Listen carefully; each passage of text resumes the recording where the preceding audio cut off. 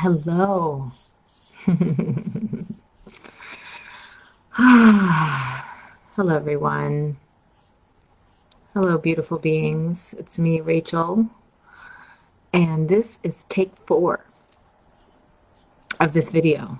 And I think the message here is that there is a gift today on this new moon solar eclipse of a redo. So this is my redo for you of this teaching that is the deepest medicine, I believe, for everyone. And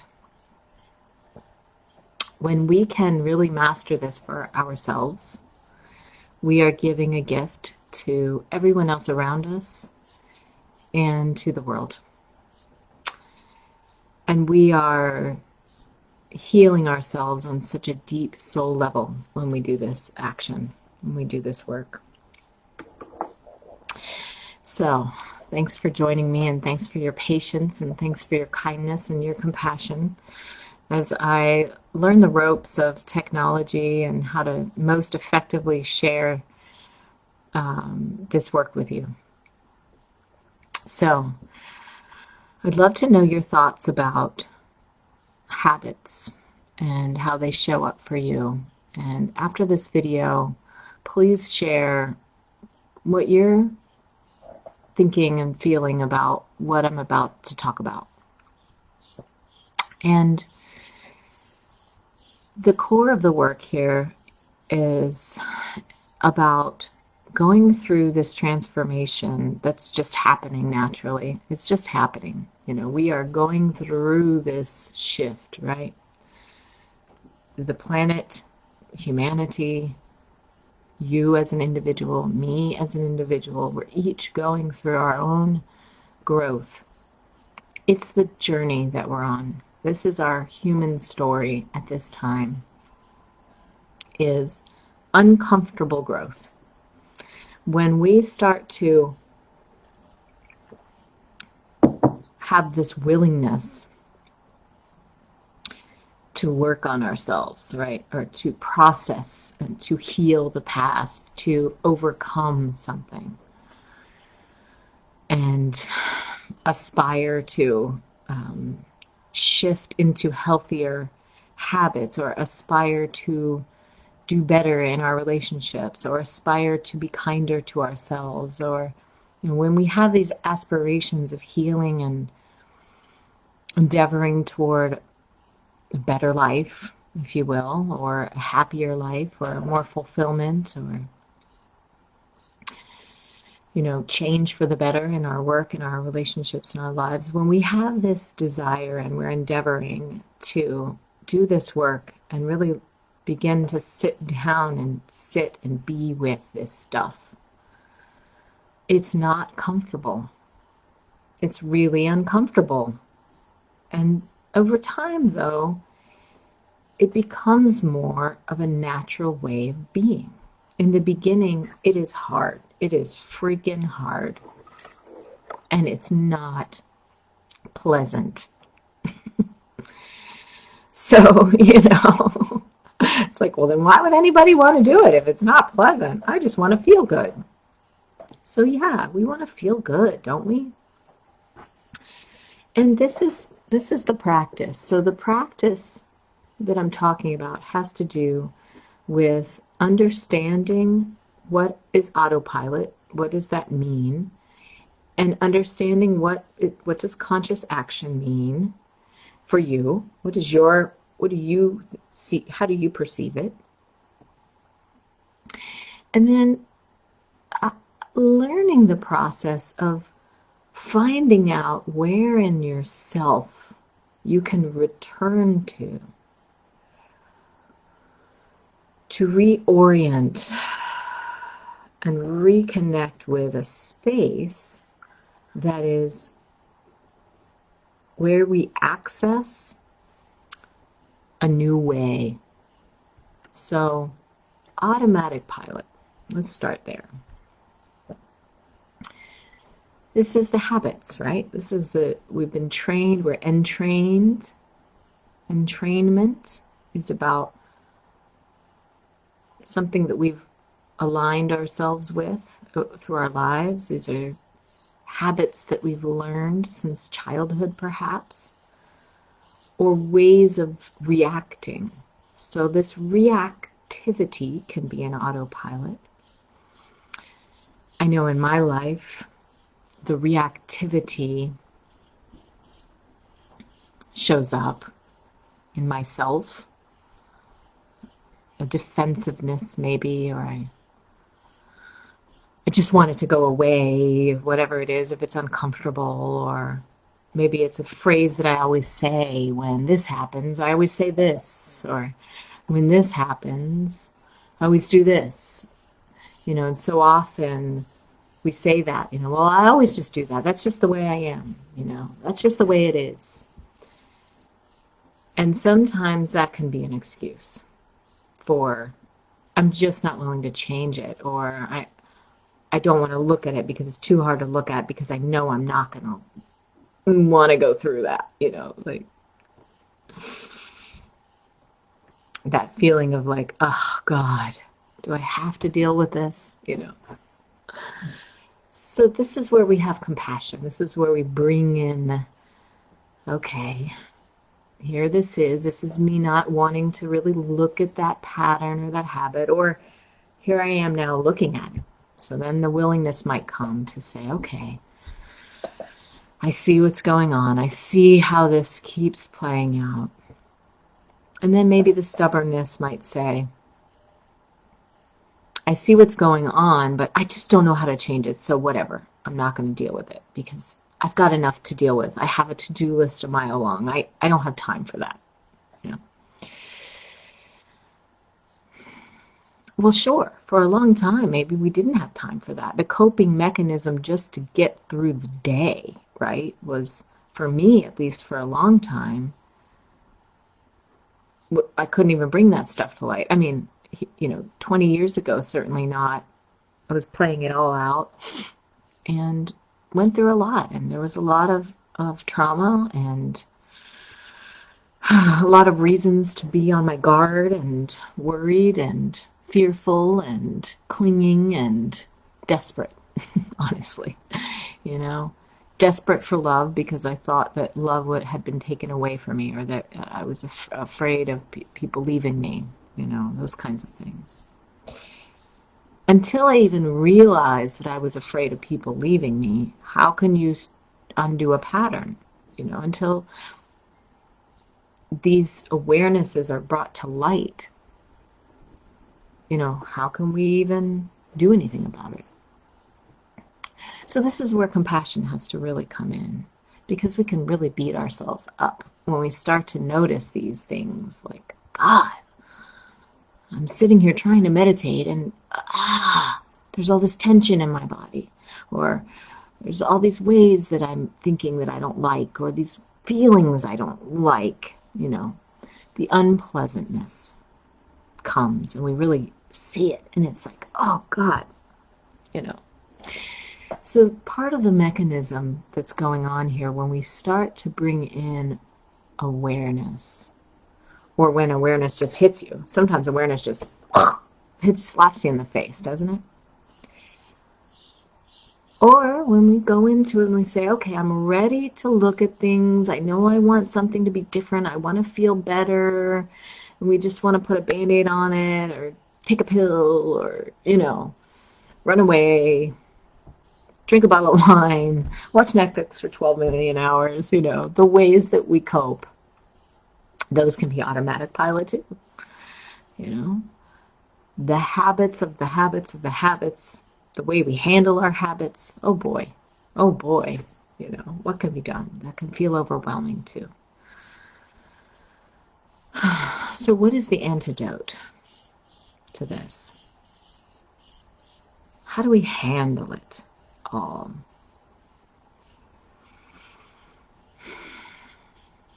And this is where we invite in simplicity. This is where the practice of mindfulness can help so much. with simplifying things so that even the possibility of a new choice, of conscious action, can begin to come in a little bit. So everything's in our body, right? Really, it is. All our thoughts, all our emotions, it's all stored here, all the memories, everything that's ever happened in our lives. And we say the issues are in the tissues. That's one phrase that comes to mind. And there's a couple things going on here that I want to look at, just without getting too in depth. We're at about 11 minutes here, so I don't want to make this video too long, but I do want to speak to this in a really important way that just anchors us in to what it might feel like, because until we have a direct experience, these concepts are just ideas. You know, there's plenty of things you might like, oh yeah, I know that, I get that, like I understand, like I've read that book, you know. But until we have an experience of it, and we reflect on it, and we share it with each other, and we mirror it, and we see it in action, then it isn't really real, palpable, tangible, doable. So to have an experience of it it's in your body. It's like, I want you to imagine a situation, okay? And I'm going to say, let's bring up a relationship thing that happens, maybe with a family member or a loved one, because this is always where our triggers play out the most, right? The most intense, with the people that we see all the time, the people that we've known a long time. You know, work relationships too, even those can be very intense relationships. The intensity of the relationship can bring it's like the more meaningful the relationship is, the more intense it is. The more intense the relationship is, the more meaningful it is. So the intensity and the meaningfulness, there's something there, isn't there? Maybe we'll do another video on that sometime. But right now, I want you to imagine a situation where you know there's an automatic pilot thing going on. There's an habitual habit reactivity that happens, where the two of you always do this thing that you do, you know, where they say this and you say that. This happens, and then you just know it's going to be this, and then it's going to be that, and you're going to this, and then it's going to be that.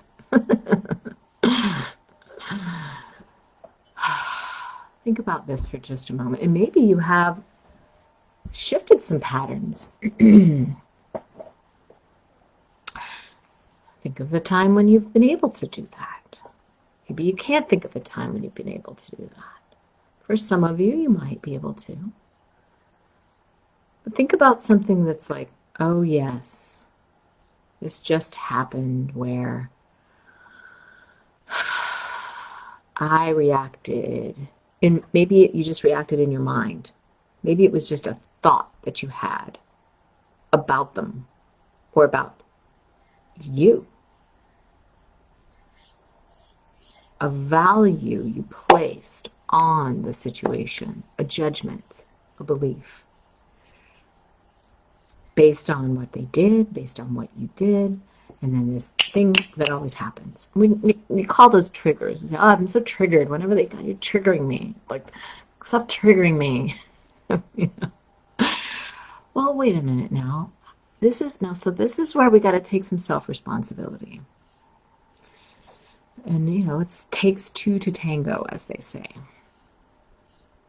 So yes, maybe they're complicit in this way or whatever, but the idea is the only way that anything is going to change is if we agree first and foremost to do something different within ourselves about it. And that first conscious action, to have the willingness to even sit with and look at Okay, where are my thoughts with this? Where are my feelings with this? How might I be playing out an old wound with this? How can I have compassion for where I'm coming from with this, but then also invite in a new way? So this is about reaction versus responding. A response is first pause. Notice where that, oh gosh, I want to react right now. Oh boy, do I want to do that thing I always do. I can feel it coming on. Oh, the word's about to come out of my mouth. Or maybe, there I go, and I did it again. And oh shit, I didn't catch it soon enough. That's okay. You're catching it, at least. So here we are in awareness that this is the thing that happens. The breath and the emotion. This is the body. What do I feel right now? What's playing out right now? What memories is this bringing up that I need to acknowledge and forgive? Because ultimately we're working in the direction of forgiveness, which takes some time and some understanding. Doesn't mean, so another video is going to be about forgiveness. Forgiveness versus it's okay that happened to me. No, that's boundary work. But the boundary that we're creating here now with this automatic pilot moving to conscious action is the pause. Okay, I'm feeling that I'm starting to go into that space with this. Acknowledge the feeling. Notice what's going on. And then the question, what might I be able to do differently with this? How can I soften? How can I send some love into this? And bring some awareness to the pain that's here. That this is all the habits of the hurt. It's because there's pain. And so if we're getting defensive maybe, or we're feeling attacked maybe verbally by the person that we love, that's why it hurts, because there's love. And so there's this thing going on. There's going to be a shift that's going to take place because you're going to do some reflection. Reflecting on it. Do some journaling about it. Write it down. Ask, what can I do differently? What do I need to do to take care of myself in this situation, to honor and respect this relationship, to let go of the defensiveness? Maybe there's codependency. Maybe we're trying to fix it and jump in there and fix everything and make it all better because it's sucky. Maybe we let go a little bit and little bit and little bit, and it's not so much about the big solution right now, but more about just acceptance. Here we are. Here I am. Here it is. How can I listen a little more deeply? How can I offer the other person what it is that I'm even asking them to offer me? How can I be the first one to say, I'm sorry, even though we really want them to say it? The ego, How can we bring in maybe some soothing messages to ourselves to calm the nervous system? So the move is really from agitation to calm. And when we can find the calm inside ourselves to go to, then we can reassure the inner being that we're safe, that we're not in danger. There's a perceived danger here, and we're in fight, flight, or freeze, and we're triggered, and we want to,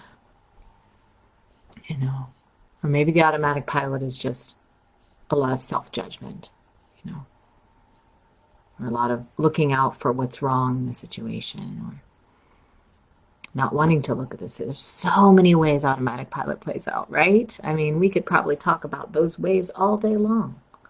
But right now, let's just look at the relationship thing, because I think this is coming up a lot, you know, the relationships with family and friends, and how can we bring harmony there when there's a lot of everybody's at each other, disagreements going on.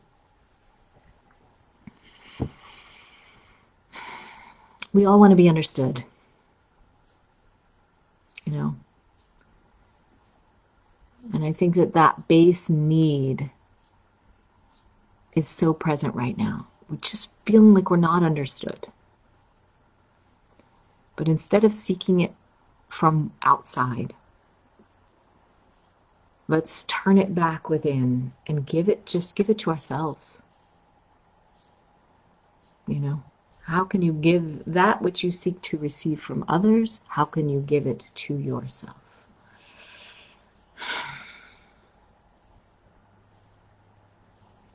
So there's much more on this whole thing of shifting from automatic pilot to conscious action. But the core of it is, how can I take care of myself? Bringing in the pause, opening to the possibility, a willingness to respond differently rather than reacting, to try out new ways of being with each other. Maybe sometimes that means just pulling back from it a little bit to let yourself settle before re-engaging. I don't know, you know, only you can know what's the best for your situation. These are the things that we're working with in my 6-month group, my training and coaching group that I'm doing with these amazing women, and in my one-on-one sessions with my clients. This is what we're working on, and I can always see the patterns, you know, in my sessions, and I see it within myself too. And it's amazing how we're in our own little bubbles of our lives going through these things. But if you pull back and you see it, you can see how it's all like a wave going through, like energy, through our whole human collective. So just know that as you're shifting this for yourself, you're creating that change in the world. It's a ripple effect.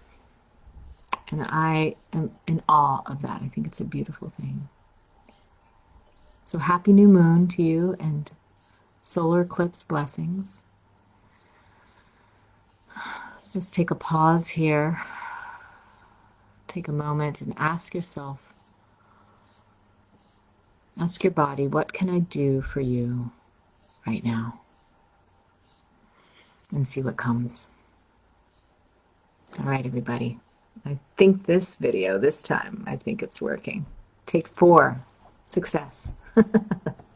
All right, thanks. Thanks for being with me and showing up for yourselves and each other as we traverse the metamorphosis of our reality. So peace, blessings, and ciao for now. Bye-bye, everybody.